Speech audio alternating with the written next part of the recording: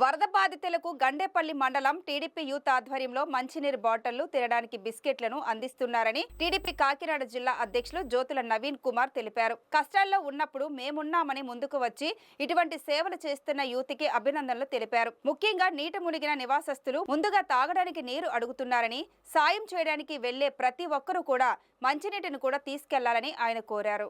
ఈ రోజు మా గండేపల్లి యూత్ అందరూ కూడా విజయవాడలో వరద బాధితులకి వాటర్ బాటిళ్ళు అలాగే బిస్కెట్ ప్యాకెట్లు అన్నీ కూడా సమకూర్చడం జరిగింది. చాలా సంతోషం.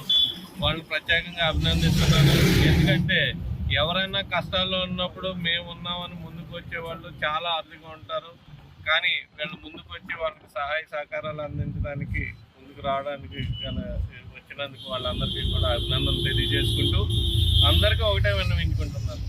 గత వారం రోజులుగా కూడా మన ముఖ్యమంత్రి వర్యులు చంద్రబాబు నాయుడు గారు కానీ, లోకేష్ గారు కానీ, అలాగే ఇతర సభ్యులందరూ మంత్రులందరూ కూడా అక్కడ ఉండి వాళ్ళకి ఎటువంటి అసౌకర్యాలు కలగకుండా అన్ని సౌకర్యాలు కూడా చూస్తున్నా సరే ఈ వరద బాధితుల్ని కూడా పూర్తి స్థాయిలో కూడా ఆదుకోలేకపోయిన పరిస్థితులు ఉన్నాయి. ఎందుకంటే వాళ్ళకి ఎట్టి పరిస్థితుల్లోని పీకుల లోతు నీళ్ళలోని వాళ్ళు 4-5 రోజులు ఉండిపోవడం వల్ల వాళ్ళకి కరెంట్ లేదు, తర్వాత తినడానికి ఆహారం లేదు. ఇవన్నీ కూడా అన్ని రాష్ట్రం నలుమూలల నుంచి చంద్రబాబు నాయుడు గారి ఆదేశాల మేరకు అన్నీ కూడా అక్కడ సమకూర్చడం జరుగుతుంది.